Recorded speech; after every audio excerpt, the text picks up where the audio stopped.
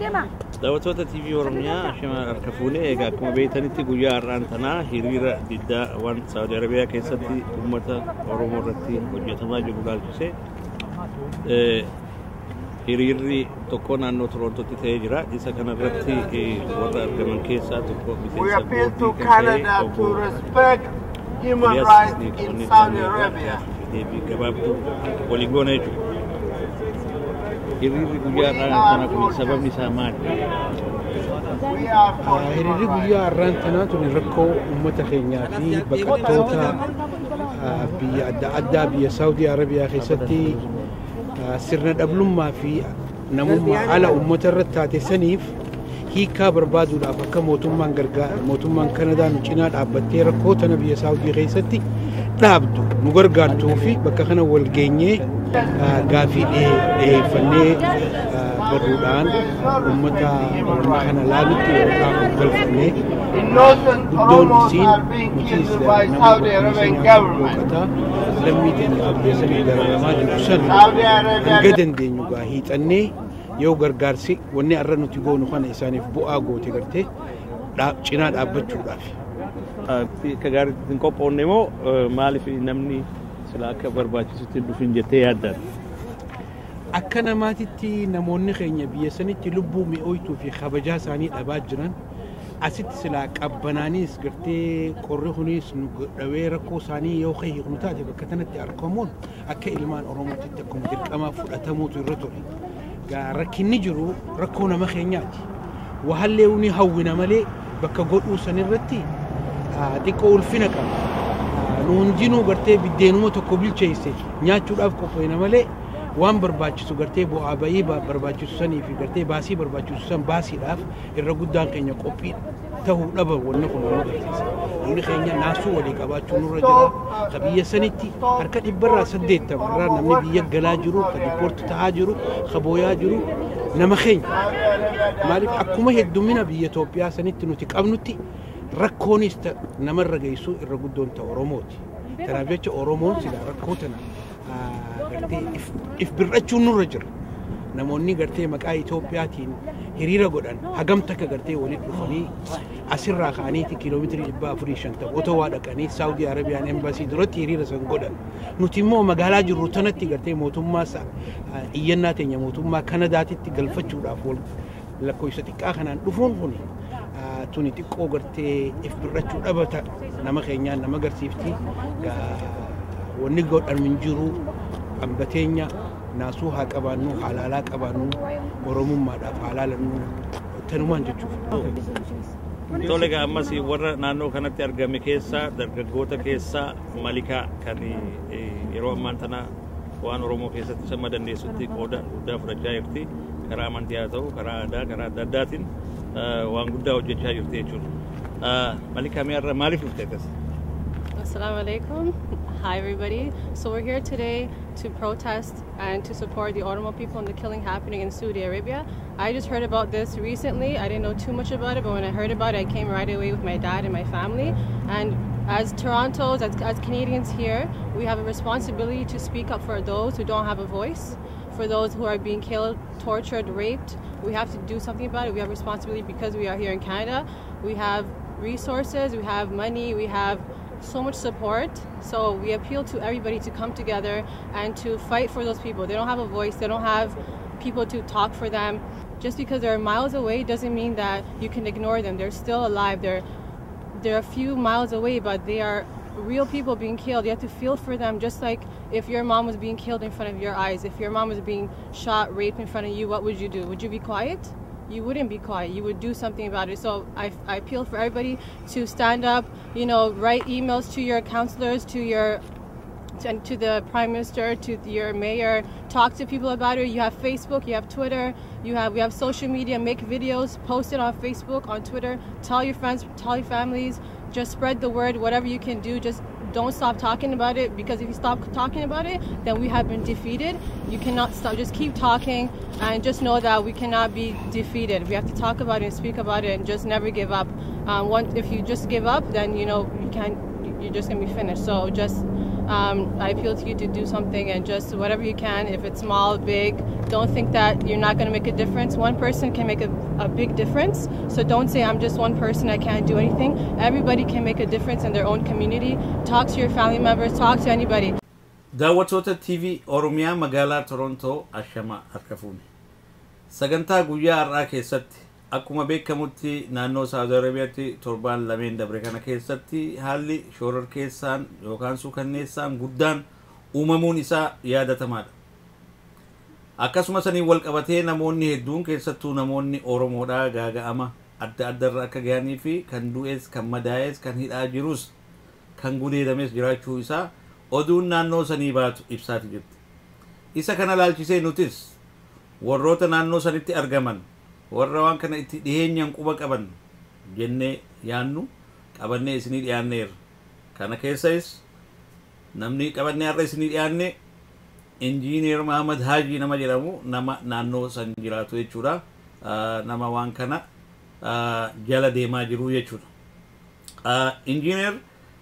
waamicha keenya kanarratti kabajaan argamuu keessaniif hedduu galatoomaa isiniin jenna.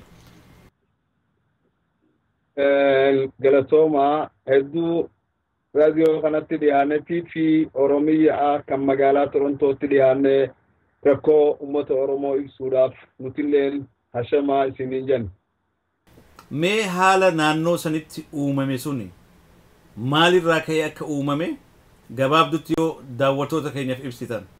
Bareedaadha. Engineer Muhammad Haji qubata magaalaa Riyaad itti gaafatama kutaa Saudi Arabiyaa dablisummaa Oromooti. Haala arrantan achitti argame gabaabsine yoo ibsine baatii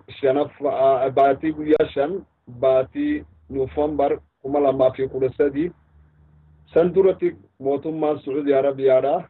qaraara waan jedhan takka murtii ajaaniba takka mootummoota idil addunyaa namni as keessa Saudi keessa jiran baatii 6 keessatti akka nama kafiila irraa ta'u kan iqaamaa isaanii qaban jalatti hojjetan jettee labsasan akka waliigalaatti dabarsiti. Labsisan xumura irratti baatii guyyaa 5 Noofambar amata kana keessa 2013 keessatti xumuramee ture. Kana keessatti mootummaan Saudi Arabiyaadha magaalaa Riyaad asimaa mamlikaa bulchiinsa Riyaad gandaan manfuuxaa jeen qubsumaan ummanni Itoophiyaa kan sabaa fi sablammoota hedduu qabu keessa turan jechuu barbaadeeti. Anillee bakkiniin qubadhu bakkuma san guyyaa san shababaa fi shurdaan takka boolisiin magaalaa Riyaad mannootii ummata Itoophiyaa kan Oromoonis keessa jirtu seenanii dhiira amma tokko guuranii yeroo guuran shabaabni Suudiidha deebi'ee shamarran bakka sanitti hafee fi maatiitti deebi'anii gudeedan. Sanirraa aara sabaa fi sablammoonni Itoophiyaadha itti dhagayameen isaanis lola jalqaban shabaaba Suudiitii fi boolisaan wajjin wal dura dhufanii dhagaa fi qaruuraa fi waan danda'aniin itti bobbahan. San keessatti sayyaara konkolaataa hedduu Suudiin qabduu fi namni Suudiitiis itti madaawee lolli walitti jabaate bifa saniin namni amma Itoophiyaadha kan lola san keessatti du'es kan madaawes 280 hamma quba qabnu kan yeroo san guyyaa dura madaawee fi nama 6 kan itti du'e. Namni Suudiillee nama tokkotti du'e kan shabaaba isaanii mucaa takkatti madaawee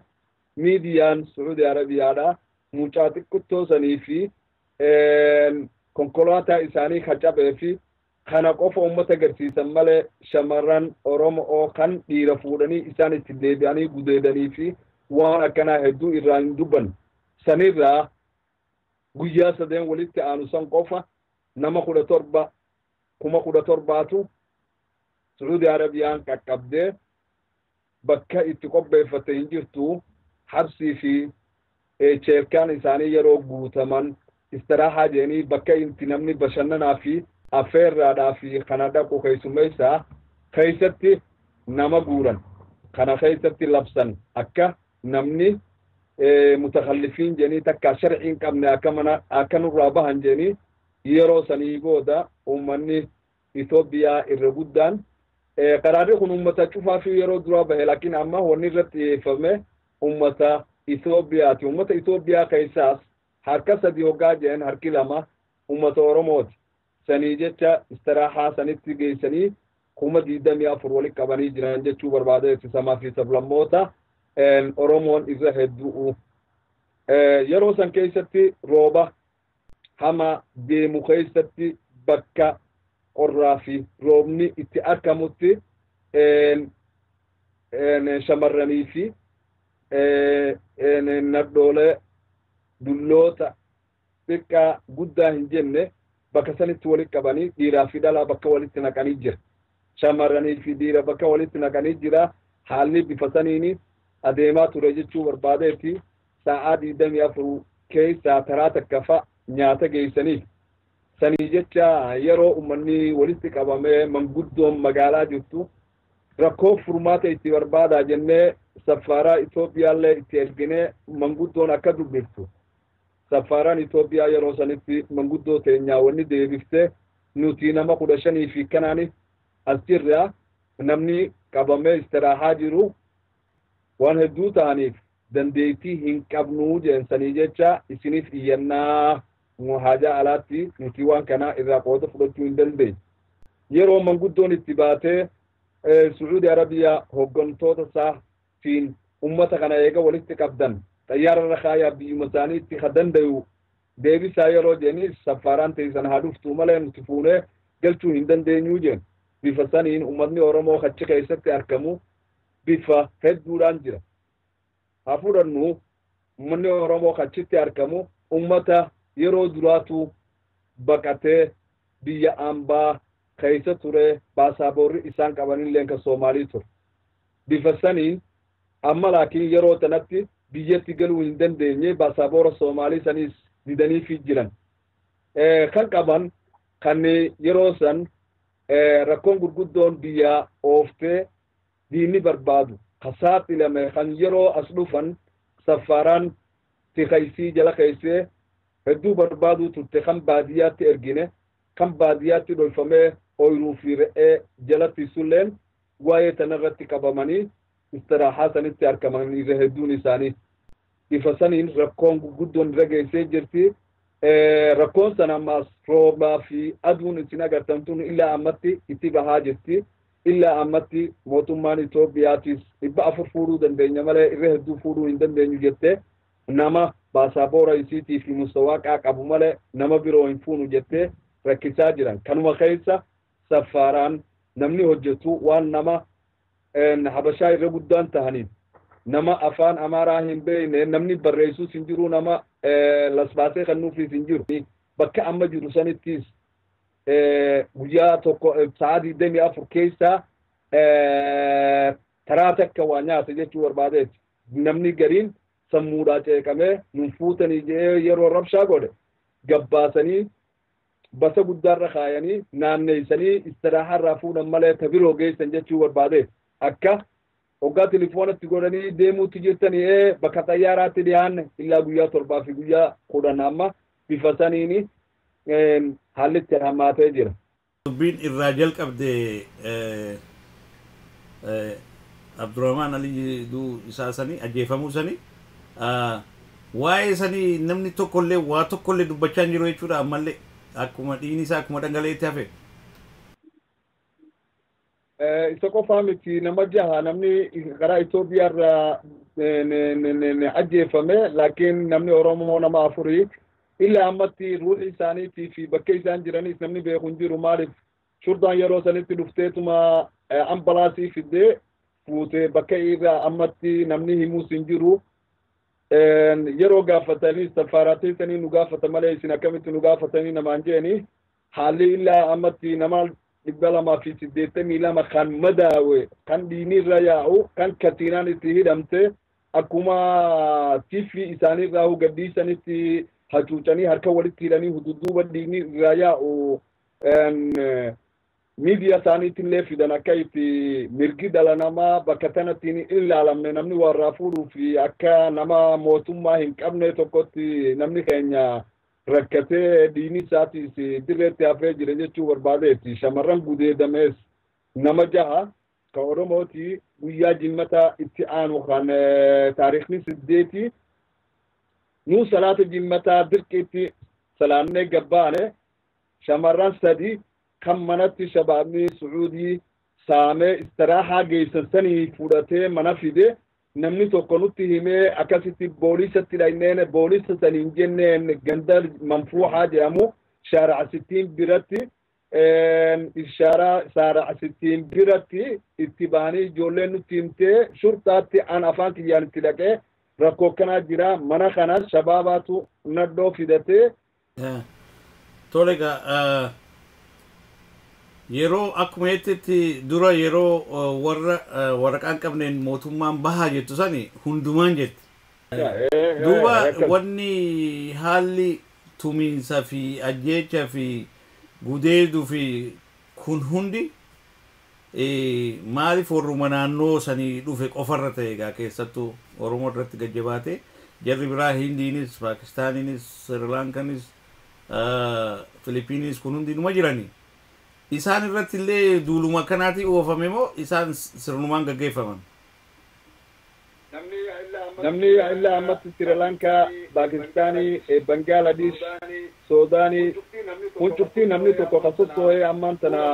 fuudhamee hin jiru ka istiraahaa geessanii bahi jeeniin itti jiru ilaachi kun qaraarri kun kanuma Itoophiyaa irratti fuulleeffatee fakkaata malee kan sabaa fi sablammoota idil addunyaan wajjin qabu hin fakkaatu maaliif yeroo ammaan tana haalli kun bu'ullee ganda manfuuhaa jeen kana irra guddaan Itoophiyaa lammi Oromoo haadha heddummaatu malee ubsuma isaaniiti jechuu barbaadeetti magaalaa bakka sadeen ummanni Itoophiyaatti hedduu qofa hamlaan tun dhalatte malee bakka birootii miti tun wanni itti garsiisu ilaalcha kophaa ubbata biyyaa kana kennuudha laakiin gam mootummaa isaanii gaaffii deebisu miidiyaa irratti hoggaa agarru akka doolaan lameen saaxiba ta'anii yeroo dheertuu historii hin cinne kana sahaabtiin rasuulaa gaafa san Itoophiyaa dhaqxee fi kanarraa odeessanii laakiin tun garituu mootummaa dhaba Itoophiyaa san ilaalchi. Bareessitti fakkaata warri kun karaa deeman hin qabani. Egaa Oromoota mootummaan qabnu jedhanii duuba akkam ta'uu ta'a? Wallaahi haalli isaanii dukkana jira maaliif bakka tana hin jiru mirgi dhala namaatii fi Amnesty International African Watch waldeeya mirga dhala namaatiif kan itti iyyatanillee hin jiru. Sanii jecha mootummaan tun mootummaa waa'ee siyaasaa keessatti haasa'uunis rakkisaadha. Sanii jecha fuuldura uummata keenya arra guyyaa kana ganama kana istiraahaa 3 kan dhaynee akkatti itti seenne dhugaattiiwwan goonus dabnee imimmaan nurraa bu'anii achi keessatti gaaffii hedduullee mootummaa achi jirtu kan eegdu saniin gaafanne mootummaan gabaabumatti wanni nuun jeen mootummaan keessan takka safiirri keessan kanaas jiru dhufee mootummaa Riyaad bulchiinsa Riyaad kanaan wajji haasawee nama keessan kan fayyaan qabne akkatti cicciisu kanallee maaliif dawaa fi waan akkana akka mootummaan godhuuf maa gaafachuu dhabdanii nuun jeeni sanii jecha safaaraan hin jirtu nuun jeen safaaraan asitti dhuftee nama kana geggeessitu maaliif namni kun asitti rakkate nama hoggaa dadhabne fuuneeti konkolaataa irra keessinee bakka biroo sinoof na magaalaa biyya teessanitti isin galchina jennii bakka birootti deebifna nutis wanni akkana goonuuf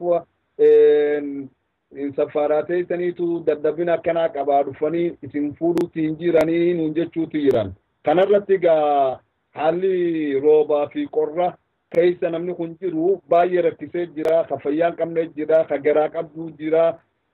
haalli rakkisaadha dhugaatti fuuldura keenyallee wanni gaariin mul'ataa hin jiru jechuu barbaadeefi maaliif يوم موتما في قرتين نمني أسكيسي جرو موتما كم بربادو تاتي شعبا ولي قلتيو قباتي جراتوني دنده لكن أما نمني نورا إيغان شباب إسانيتو أمان تنا إثيوبيا إرفو اللي فتي جريتشو بربادت أرومونيس إثيوبيا كيسو قاجين كما ديدني أفران أمان تنا استراحة في بكايدو خانا كيسي جرو إلا كمني خرست أرومو دا دوني ساني كانوا كيسا قا نمني ديمين مان تنا ماتي في أكنا دي اسمي جرا لكن ماينورتي همتي كارجي توني دنده يمجي بربادتي حالي جرو بريدا متي حالي جرو باي فوكتا باي كينيا خبادي يادو فكنا نمني دبسون جرو رهدو إساني مالف نمني وقافان أماراتي نفومين قوتمي دي مساني سي مستواكني أفان أماراتي نجرو سان وقاقافتن انبيتو قراوس انبيتو كتبوس انبيتو نمني كينيا رهدون سنيجت نمو أفان أمارا بيقوتو كيو قادي هاتف دي هاتجتو وربادتي نمني وجتوس نمتك كادا نمان دقومة ديدمي أفور تجاجلو دندومي تبرودا في قنانيس خانو خيسا ماس موتوماني سعودي دا نما خانوغا لسباس في ونسان قوتا ميف هركر راخيس سن سيارة خيستي فوتيتي بسكا قدا خانا خيستي والجلا خيستي بسكا ديدمي في كنا والجلا خيستي تكتكا بوفتي هركر راخايني إجا سورة خاسن خانتي نمني guyyaa lamaa fi halkan lama guyyaa sadii fi halkan sadii faa kuyyuu kana keessa dhaabbatee harka kana eeguu jira ogaa las baasee san fudhatee booda sanii jecha nama ogaa suuraa kaasan suuraa kana fuudhanii addeessanii ammaas suuraan kun deebi'ee las baasee sanii timaxana las baasee sanitti ogaa maxxanee booda ammaas eenyummaa isaatii fi kanarraa guutanii kutaa fi aanaa fi bakka itti galu san ogaa qopheessaniif namni 15 qoftiin nama 24 kuma diidamii afur tajaajiluu hin danda'u jechuu barbaadeeti haalli baay'ee rakkisaadha akka mustawaa kan qabne nama wajjin dubbachuun tin jiru tachitti dhaltee jira kan ilmoon irraa duute kan achitti ilmoo san qofarraa awwaalanii isiin arraan tana ulmaa achi keessatti jirtu 2 fi 3 fi 4 fi 5 jechuu hin danda'u. Galatoomii baay'een isin galatoonfadhaa mudaaraataa fi gartee alabahinsi isin alabaatanii safaraa Sucuudii duratti mirga dhala namaa dhiituu isaa agarsiiftanii waan irrisee jira maaliif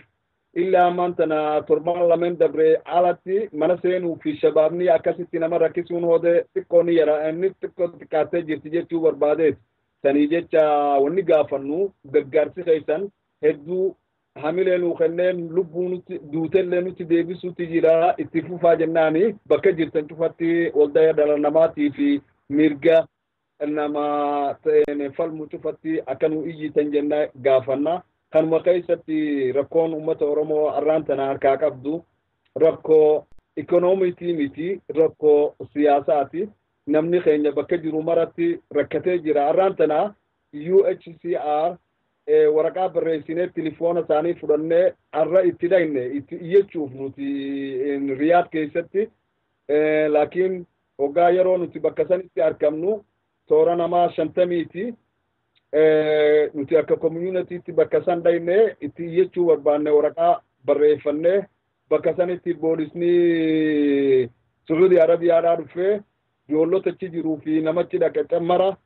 baskaatti fuudhee kiiloomeetirii 120 geessee achitti facaasee UNHCR fi Ameerikaa fi Washington fi Australiyaan bakka sanatti bu'aa jedhee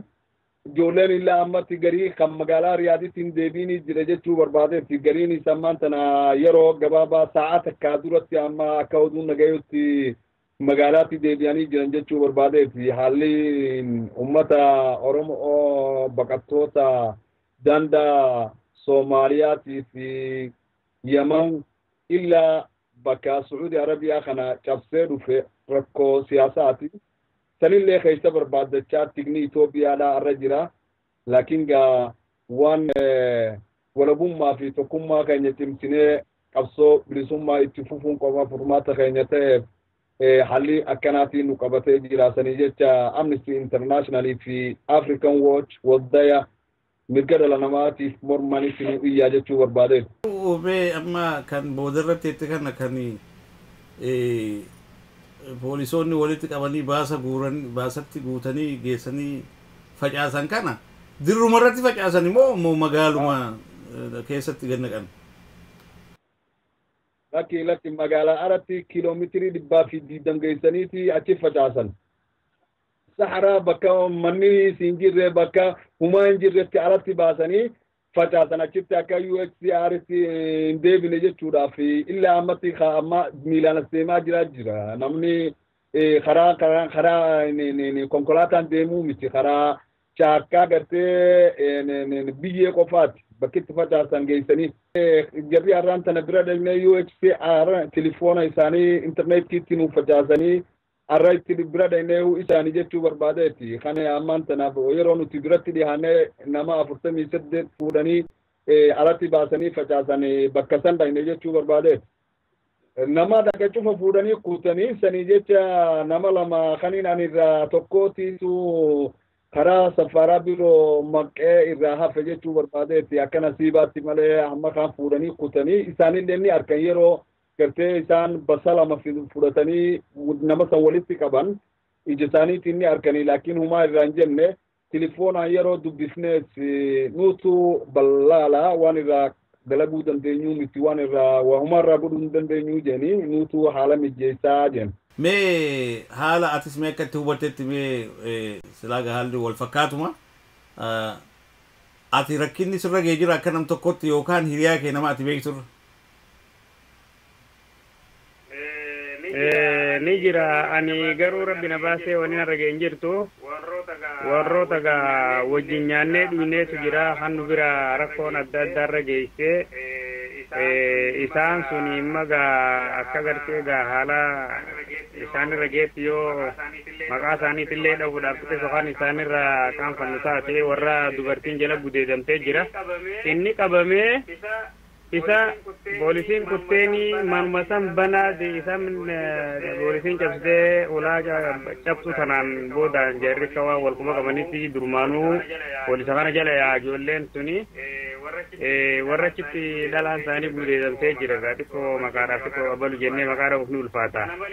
sana maleellee ammaa siimee tuntulumaan waa dandamata taatu warri ammaan tana lubbuu isaaniitiin bakka sana jiranii hin beekne kan yeroo sanitti hoggaa isaan dhawan kan konkolaataan dhawanii konkolaataan dha'ee ammaas ibdura furgaasee gidaara manaatiin dha'ee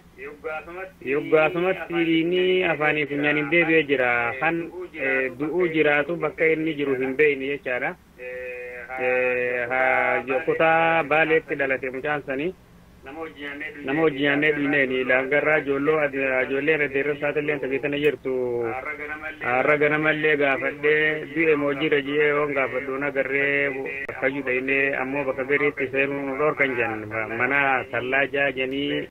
reefka keessa guuramsan akka deemnee barbaaddannu hayyamuu dhaban jan mustashfaa shumeessi kanarraan alatti immaa warra ijoollee fi beera isaanii kana egaa rakkoo tanarraa rabbi nu baase jennii gara biyyaa erguudhaaf tattaaffii godhanii guyyaa 3 fi halkan 3 baasa yooyin atoobis makiinaa gurguddaa kana keessa fuudhanii odoo bakkatti deeman saniinis hin ga'initti ijoolleen harkan laaffattee fayyaa dhabdee dhalaan kun bakkatti sagaraa ba'an bakkatti hafuura fudhatan dhabuudhaan rakkoon adda addaarra geessu warra garaa qabu jira warra ilmoodhaan harkatti taa'u jira safaaraan ammoo wayyaanee taphitala jirtus waan tanarraa duwida galtee waan jirtu namni kun nama dirmatuuf dhabuudhaan achitti akkamaas deemnee bishaanii fi midhaan waan gartee gaasilaa isaan kun itti jiraatan geessuudhaaf baasni bakka takkan taa'u ni deeman isaanii rakkoo bilbilaan nutti himachaa jiran wanni hedduummaa garaa nama billeessa guddoon tanafaatu jira. Namni kun rakkoon isaanirra geesse hangana jaamtee hin laalamtu. Mee nama amma rakkoon irra gee jettu sani kan makiinaanii gidaaran dhaan sani san maqaa isaagaa yoo nutti himte hedduu gaariidha maaliif nama miidhaan irra geesse namni waan kana daawwatullee beekuu qabaa jechuu gartee waan kana kan dhugoomsuudhaaf maqaa isaa nutti himuu dandeessa? maqaa isaaniin danda'a mucaa Hussein Amaanoo jeniini kan yoo haafayyuu isaan beeku Hussein Amaanoo nama hojiinillee bakka takka waliin dur dalagaa turre haalli yeroo si gama gargar nu baasu malee maqaan isaa Hussein Amaanooti. waan ilmoon namaa biyya sila ifitti naman goone kani sarumaattu mana ifitti nama nyaata jedhani yeroo badii guddaa kana godhan isaan keessaa namoonni hidhaman jiranii sila ijoollee sana keessaa yeroo duraa saniif hin jiran ture yeroo duraatiif amma boolisni naannoo sana seene saniif ijoolleen tun warra duraa waliin kutaa tokko keessa barachaa ture hagi tokko biraa hojii mootummaa tan argatee isaan hojiin argatini wal beekan ilma balutti wal beekan saahiba saniifuu warri duraa san hiniin amma immoo mootummaan eegaa addunyaan tola irratti namni hundi bakkayyuu hiriira bahee miidiyaalee adda addaatirraa safaaraa isaaniitti xalayaan adda addaa ergamtee qaamaanillee dheeytee gaa ummanni oromootiif gaa warroottiin ummata habashoota Itoophiyaa kun guutuun biyyoota alaa kana keessatti hiriira ba'anii safaarota isaanii kana guyyaa sadiifaa hojii ala oolchan jechaadha. Achirraa safaaraan isaanii bilbiltee rakkoon akkanaatu maaliif fuula keenya nu balleessitanii akkaataa kanaan addunyaa hundi nurratti jeefattee waan jirtuuf nuti hojii gallatifnee gallaa firraa biyyatti isin bira deebina malee nuti akkaataa kanaan hojii gaggeessuu hin dandeenyu jedhanii bakka biyyoota adda addaatirraa bilbilaan warroota poolisii as turte san warra ijoollee kana wajji wal beeku hunda mootummaan fuutee jijjiirtee warra biraa kan saala huduud yookaan warra gartee daangaa eegu jechuudha kan uffanni isaanii gosa biraa ummata san fidanii naannoo manfoo kanatti shaaraa hundarra naqanii akkaataa saniin ummanni kun ijoollee tana akkuma warra duraanii san seetee isiin ganda keessa horiinaan hunda qaqqabanii mana hidhaatitti guuran. Ijoolleen tun akkamma gaa isaan miidiyaa irratti agarsiisanii fi odeessaa isaanii kan hogga dhageenyu cinaan warra gartee Tijaadii faa Somaalee faa Suudaanii faa cinaan tokko keenyaa miti ajinabiidha keenyallee hagi tokko keessatti jira gara nama hedduu hidhaanii harkaa qabnaa jedhanii amma warri amma dhufe kun nama gartee ajinabii kun isiifuu galayaa jirti. Ajinabiin isiif galayaa jirti hin tuqinaa mana namaatiif hin seeninaa namni mana namaa seentan waggaa 9 murtiin keessan jedhanii waan kanatti murteessanii jiran ammaaf ummanni amma jiru kun hedduu haala gartee nagaya kana eegsisanii jiranii eega ummanni kun jijjiiramee dhufe rakkoo xiqqaattee jirti ijoolleen sanii silaa hidhamaa jiranii amma isaanillee duraan silaa shabaabuma isaanii san dargaggoota isaanii qofa ta'uu silaa beekanii hedduu kanatti reeban turan amma immoo eega warri ajnabii janii gaa biyyoota biraatirraa abbootiin isaanii as keessa waggaa 40 ol turtee jira haasin dhalate warra kanaa kana keessatti agarraan hedduu isaan kanaas barbaadaa turan ummanni kun uummata maqaa keenya balleessu kun haa keessatti argamu jedhanii haa qaqqabamu jechuudhaani hedduu ammaan tana nagaya gaa xiqqashoo hanga guyyaa 3-4 takka lafti nagaya taatee jirti wayyaawaa deemaa jirti garuu immoo isaan nuhi waan kana dhiisuuf hin teenyu warroottiin gartee gala hottaniif warri haftaniif galuuf qopheessaa wanni Itoophiyaa taatee jiran rakkoon guddoo nama bakki jirtu warra Soomaaliis hin tahin Soomaliinis keenyaa biyyattuun warra immoo Itoophiyaanis keenyaa biyyattuuntu jiru ummanni Oromoo cinaan guddaan as jiraatan jecha Itoophiyaan nama mattawaqaa isaanii qabu kan eenyummaa beektuu keenya jechaa jirti Soomaaleenis warroota dur rakkoo siyaasaatiin biyya teenya seentanii baasaboortii keenya fudhatan amma hin jijjiirruu isiniifis hin kenninu nuti baasaboora haaree baafannee jirra isin Itoophiyaadha Itoophiyaa teessanitti iyyadhaa jenni Itoophiyaa keessatti iyyatte safaraan nuti isin hin beeknu nama mattawaqaa qabu kan baasaboora biyyaa qabu beeknaa jenna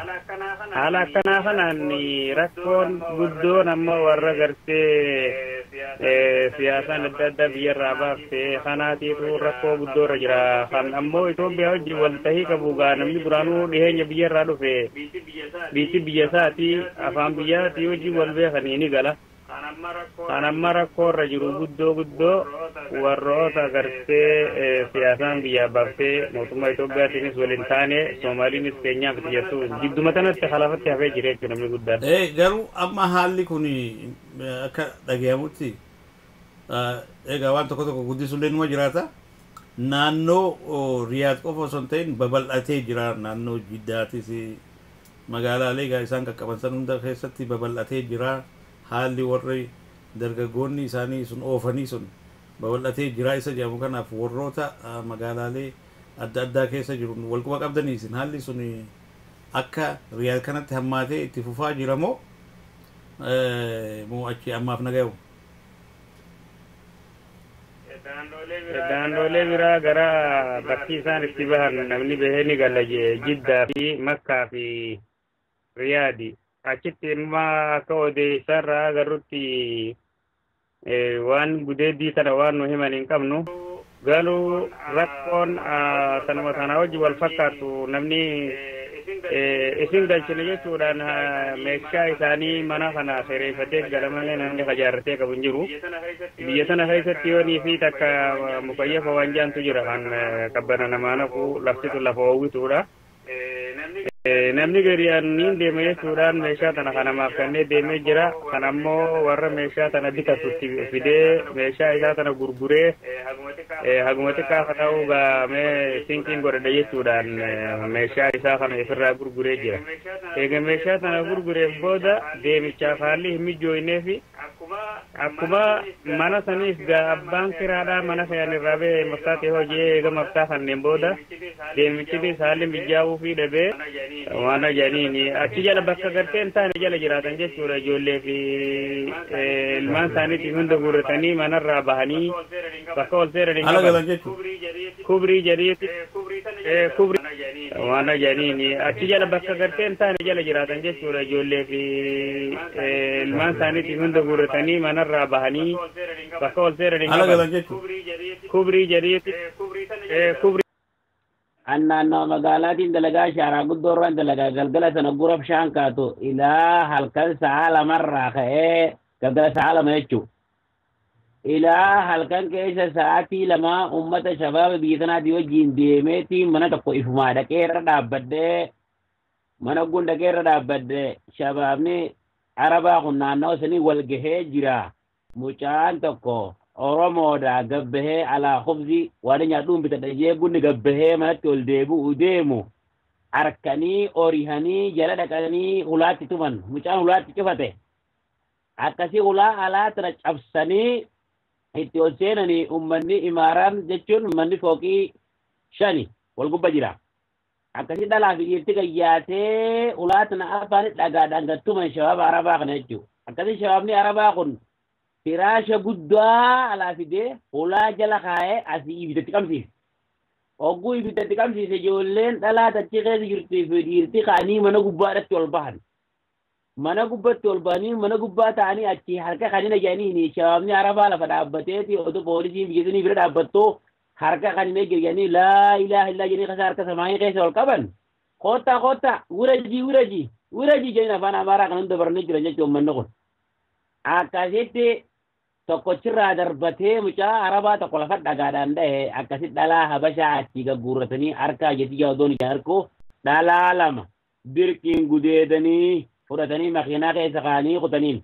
akkasitti shabaabni ijoolleen Oromoodhaa hojjetaaf keessa jirtu dhagaa guurrattee